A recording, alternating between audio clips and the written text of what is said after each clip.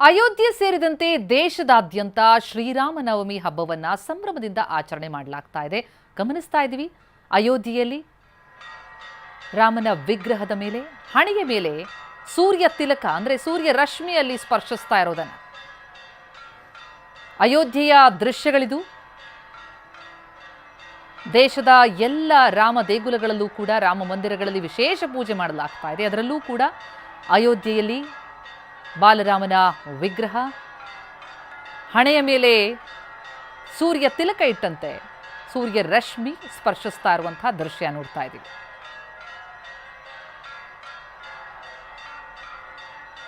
ಭಜನೆ, ಪೂಜೆ ರಾಮ ಮಂದಿರಗಳಲ್ಲಿ ನೆರವೇರ್ತಾ ಇದೆ. ಇವತ್ತು ರಾಮನವಮಿಯ ಹಿನ್ನೆಲೆ ವಿಶೇಷವಾದಂತಹ ಪೂಜೆ. ದೇಶಾದ್ಯಂತ ಶ್ರೀರಾಮನವಮಿಯ ಹಬ್ಬದ ಆಚರಣೆಯಾಗ್ತಾ ಇದೆ. ಅದರಲ್ಲಿ ರಾಮ ಜನ್ಮಭೂಮಿ ಅಯೋಧ್ಯೆಯಲ್ಲಿ ಬಾಲರಾಮನ ವಿಗ್ರಹದ ಹಣೆಯ ಮೇಲೆ ನೇರವಾಗಿ ಸೂರ್ಯನ ರಶ್ಮಿ ಸ್ಪರ್ಶಿಸ್ತಾ ಸೂರ್ಯ ತಿಲಕ ಇಟ್ಟಂತೆ ಭಾಸ ಆಗ್ತಾ ಇದೆ.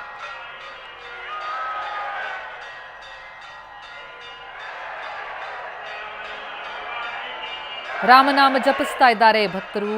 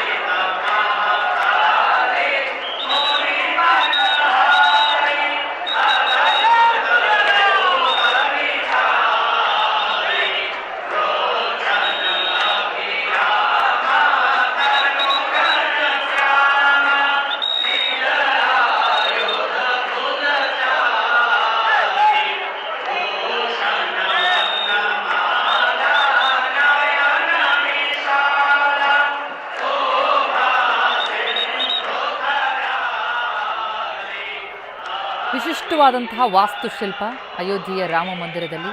ಅದರ ಪ್ರತೀಕವಾಗಿ ಈಗ ಸೂರ್ಯ ತಿಲಕ ಕೂಡ ಗಮನಿಸ್ತಾ ಇದ್ವಿ. ಐತಿಹಾಸಿಕ ಕ್ಷಣಕ್ಕೆ ಅಯೋಧ್ಯೆ ಸಾಕ್ಷಿಯಾಗಿದೆ. ರಾಮಲಲ್ಲಾನ ಹಣೆಗೆ ಸೂರ್ಯ ರಶ್ಮಿ ಸ್ಪರ್ಶಿಸ್ತಾ ಇದೆ. ಸೂರ್ಯ ತಿಲಕ ಇಟ್ಟಂತೆ ಭಾಸವಾಗ್ತಾ ಇರುವಂಥದ್ದು. ರಾಮಲಲ್ಲಾ ವಿಗ್ರಹಕ್ಕೆ ಹಣೆಗೆ ನೇರವಾಗಿ ಸೂರ್ಯ ತಿಲಕ.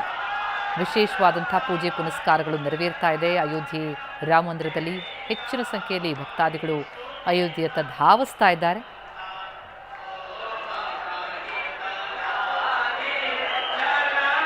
ಐವತ್ತೊಂದು ಇಂಚಿನ ಎತ್ತರದ ಬಾಲರಾಮನ ವಿಗ್ರಹ, ರಾಮಲಲ್ಲಾ ಮೂರ್ತಿ ಇದು. ನಮ್ಮ ಕರ್ನಾಟಕದ ಖ್ಯಾತ ಶಿಲ್ಪಿ ಅರುಣ್ ಯೋಗಿರಾಜ್ ಕಪ್ಪು ಶಿಲೆಯಲ್ಲಿ ಕೆತ್ತಿದಂತಹ ಶಿಲೆ ಈಗ ರಾಮಲಲ್ಲಾ ಆಗಿ ಪ್ರತಿಷ್ಠಾಪನೆಯಾಗಿ ಪ್ರತಿನಿತ್ಯ ವಿಶೇಷ ಪೂಜೆ ಪುನಸ್ಕಾರಗಳು ನೆರವೇರುತ್ತೆ. ಅದರಲ್ಲೂ ಇವತ್ತು ರಾಮನವಮಿಯ ಹಿನ್ನೆಲೆ ವಿಶೇಷವಾದಂತಹ ಪೂಜೆ ಪುನಸ್ಕಾರಗಳು ಮತ್ತು ವಿಶಿಷ್ಟವಾದ ಅಲಂಕಾರವನ್ನು ಕೂಡ ಮಾಡಲಾಗಿದೆ. ಜೊತೆಗೆ ಸೂರ್ಯ ರಶ್ಮಿ ನೇರವಾಗಿ ರಾಮಲಲ್ಲಾ ವಿಗ್ರಹದ ಹಣೆಗೆ ಸ್ಪರ್ಶಿಸ್ತಾ ಇದ್ದು ರಾಮಲಲ್ಲಾಗೆ ಸೂರ್ಯನ ತಿಲಕವಿಟ್ಟಂತೆ ಕಾಣಿಸ್ತಾ ಇದೆ.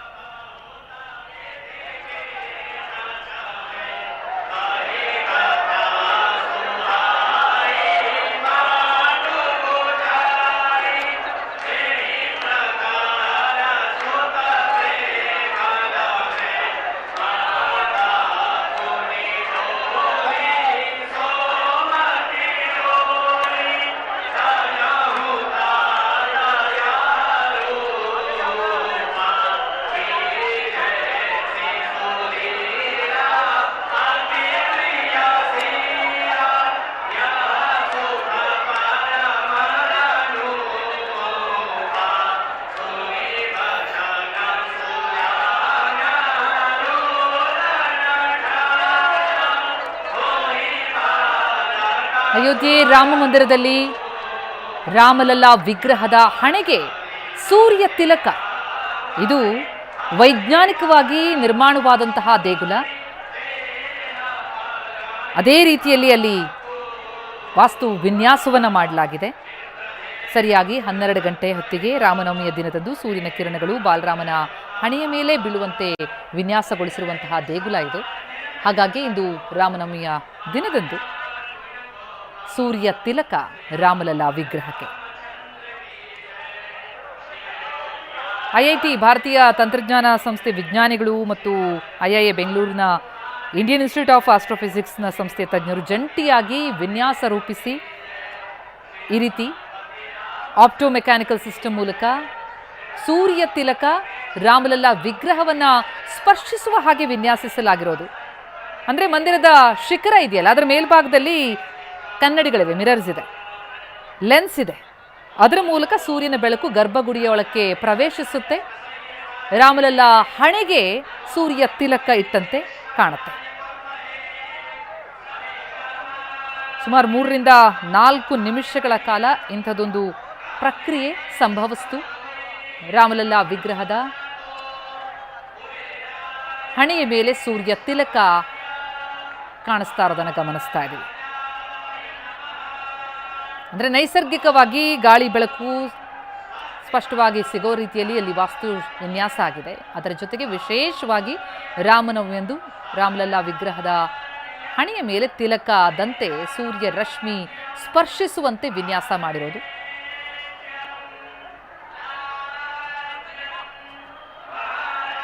ಮಂದಿರದ ಶಿಖರದ ಮೇಲ್ಭಾಗದಲ್ಲಿ ಕನ್ನಡಿಗಳಿವೆ. ಬೆಳಕು ಪೈಪ್ ಮೂಲಕ ಹಾದು ಕೊನೆಯಲ್ಲಿ ವಿಗ್ರಹದ ಹಣೆ ಮೇಲೆ ಸುಮಾರು 58 ಮಿಲಿಮೀಟರ್ ಗಾತ್ರದ ತಿಲಕ ಗೋಚರಿಸೋದು ನಾವೀಗ ನೋಡ್ತಾ ಇದ್ದೀವಿ. ಅದನ್ನು ನಾವೇನು ಪುರಾತನ ದೇಗುಲಗಳನ್ನ ನೋಡ್ತೀವಿ, ಕೋನಾರ್ಕ ಸೂರ್ಯ ದೇವಾಲಯ ಅಥವಾ ಈ ಒಡಿಸ್ಸಾದ ದೇವಾಲಯಗಳೇನಿವೆ, ಅಲ್ಲೂ ಸೂರ್ಯನನ್ನು ಗೌರವಿಸುವ, ಅದನ್ನು ಬಳಕೆ ಮಾಡಿಕೊಳ್ಳುವ ನೈಸರ್ಗಿಕವಾಗಿ ಆ ಬೆಳಕು ಸ್ಪರ್ಶಿಸುವಂತಹ ರೀತಿಯಲ್ಲಿ ವಿನ್ಯಾಸ ಇದೆ. ಅದೇ ರೀತಿ ಅಂತಹದೊಂದು ಪರಂಪರೆಯನ್ನು ಮುಂದುವರಿಸಿ ಸಾಂಪ್ರದಾಯ ಮತ್ತು ಆಧುನಿಕ ವಿಜ್ಞಾನದ ಸಮ್ಮಿಲನವಾಗಿ ಈ ಅಯೋಧ್ಯೆ ಶ್ರೀರಾಮ ಮಂದಿರ ನಮ್ಮ ಕಣ್ಣೆದುರಿಗಿರೋದು.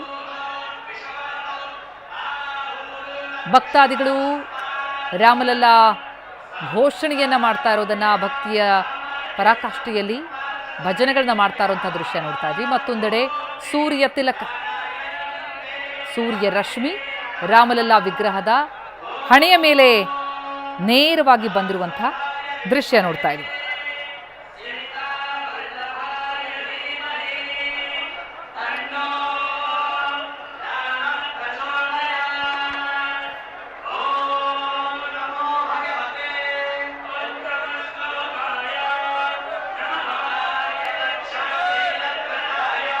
ವೈಜ್ಞಾನಿಕವಾಗಿ ಇದರ ವಾಸ್ತುಶಿಲ್ಪ ನಿರ್ಮಾಣ ಆಗಿರೋದು. ಅಂದರೆ ಈ ರೀತಿ ಸೂರ್ಯನ ಬೆಳಕು ತಲುಪುವಂತೆ, ಅಂದರೆ ಆಪ್ಟೋ ಮೆಕ್ಯಾನಿಕಲ್ ಸಿಸ್ಟಮ್ ಅಂತ ಕರೆಯಲಾಗುತ್ತೆ. ಕನ್ನಡಿ ಮತ್ತು ಲೆನ್ಸ್ ಇದರ ಒಂದು ಸಂಕೀರ್ಣ ವ್ಯವಸ್ಥೆ ಇದು. ಈ ಅಯೋಧ್ಯೆ ರಾಮ ಮಂದಿರ ಏನಿದೆ ಅದರ 3ನೇ ಅಂತಸ್ತಿನ ಮೇಲ್ಭಾಗದಲ್ಲಿ ಒಂದು ಕನ್ನಡಿ ಮತ್ತು ಒಂದು ಲೆನ್ಸ್ ಅಳವಡಿಸಿದ್ದಾರೆ.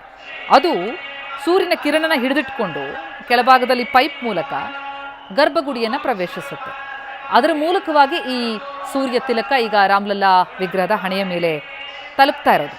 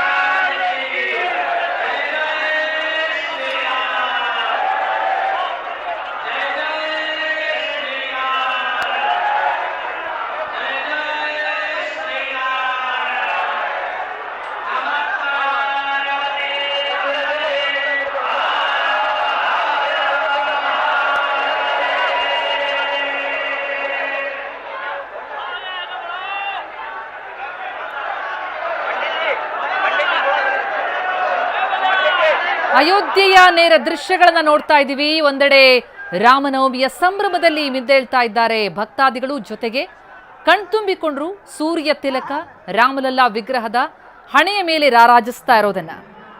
ರಾಮನವಮಿಯಂದೇ ಯಾಕೆ ಅಂತ ನೋಡ್ತಾ ಹೋದ್ರೆ ವಾಲ್ಮೀಕಿ ರಾಮಾಯಣದ ಪ್ರಕಾರ ಶ್ರೀರಾಮ ಇವತ್ತು ಅಂದ್ರೆ ಚೈತ್ರ ಮಾಸದ ಶುಕ್ಲ ಪಕ್ಷದ ನವಮಿಯಂದು ಮಧ್ಯಾಹ್ನ 12 ಗಂಟೆಗೆ ಅಂದ್ರೆ ಸೂರ್ಯ ಆಕಾಶದ ಮಧ್ಯಭಾಗದಲ್ಲಿದ್ದಂತಹ ಸಂದರ್ಭದಲ್ಲಿ ಜನಿಸಿದ ಅನ್ನೋದು ಪ್ರತೀತಿ. ಆ ಸಂದರ್ಭದಲ್ಲೇ ಅದನ್ನು ಸ್ಮರಿಸಬೇಕು ಅಂತ ಪ್ರತಿ ವರ್ಷ ರಾಮನವಮಿಯಂದು ಸರಿಯಾಗಿ 12 ಗಂಟೆ ಹೊತ್ತಿಗೆ ಬಾಲರಾಮನ ಹಣೆಯ ಮೇಲೆ ಈ ಸೂರ್ಯನ ಕಿರಣ ಬೀಳುವಂತೆ ಇಲ್ಲಿ ವ್ಯವಸ್ಥೆಯನ್ನ ಮಾಡಲಾಗಿದೆ. ಇಡೀ ಮಂದಿರದ ವಾಸ್ತುಶಿಲ್ಪ ಆ ರೀತಿಯಲ್ಲಿ ವಿನ್ಯಾಸ ಆಗಿದ್ದು ಆಪ್ಟೋ ಮೆಕ್ಯಾನಿಕಲ್ ಚಮತ್ಕಾರ ಅಂತ ಇದನ್ನು ಕರೀಬಹುದು. मुख्य उत्सव था वो यहाँ पर संपन्न हुआ, आपने उसके साक्षी बने और फिलहाल